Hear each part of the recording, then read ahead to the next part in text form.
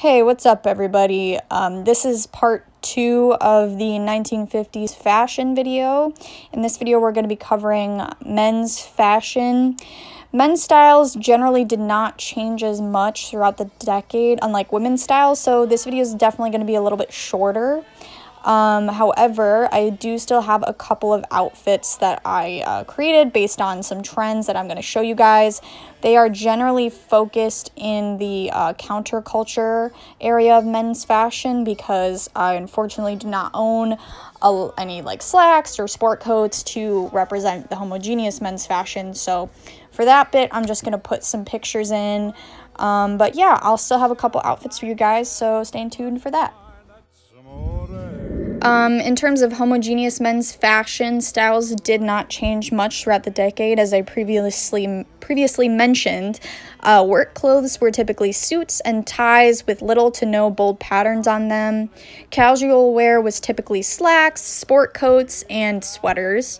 Sometimes bold patterns were used for casual wear, but it was not very common to see that. Work clothes, especially for blue-collar workers, were typically made in a similar style to military clothing, as this was because most men at the time were once part of or were still part of the military, so that fashion trend kind of carried over.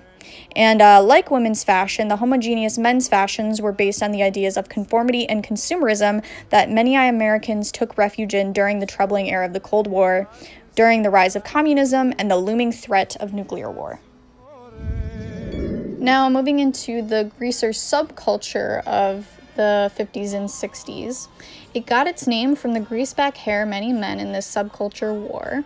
It was usually greased back using either actual grease or products such as pomade or petroleum jelly, like Vaseline. I am actually going to use pomade in my hair later on in this video, so you'll get to see me struggle with that.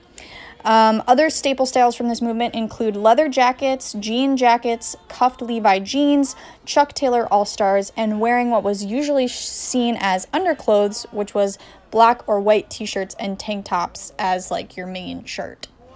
Another movement that was popular was the beatnik movement, also known as the Beat Generation. It was mainly a literary movement, but there were still some styles associated with that counterculture. This included all black clothing, black turtlenecks, black sunglasses, and berets. Yeah, that's like, I'm not going to do that because unfortunately I don't really have clothes that fit that description, but I'll include some pictures in here so you can see what that kind of looked like. And finally, men's counterculture fashion was mainly popular among middle and lower class teenagers and young adults who were disillusioned by the ideas of conformity and the American dream that were popular at the time. So clothing really at this stage was just used as a form of self-expression, and it was also used to kind of set yourself apart from the very conformist movement of the 50s and to kind of protest against it in your own individual way. Okay. Attempt number 1 did not go very well. Attempt number 2 is looking a little bit better.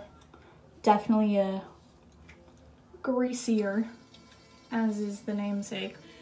Having a hard time getting the pompadour going, so I think I'm just gonna stick with this because obviously I have longer hair. I'm not actually a dude. I mean, you can have short hair if you're a girl, but that's not the point.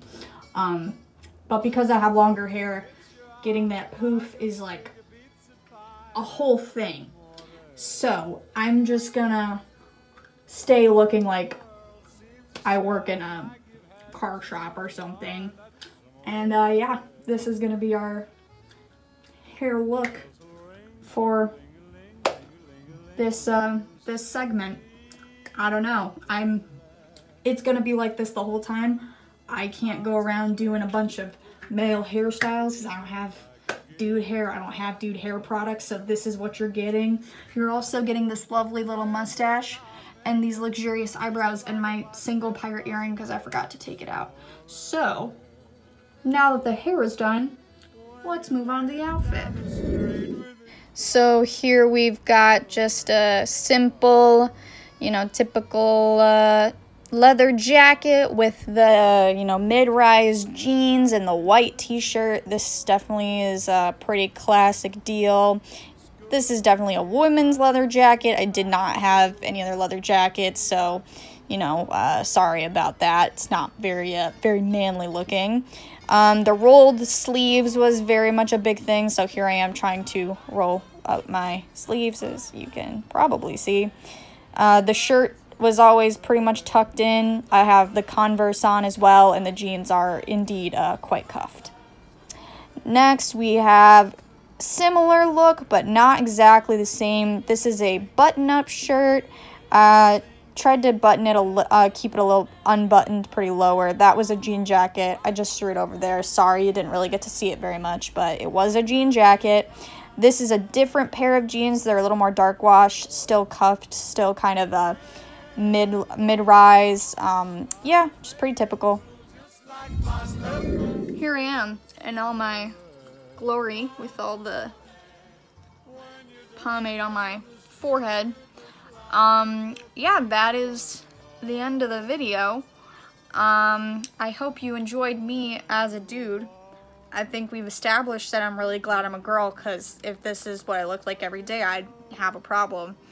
But yeah, sorry I couldn't really get any of the homogeneous culture outfits. I just don't own pants like that, so I was unable to provide that for you, but I hope that the pictures were sufficient.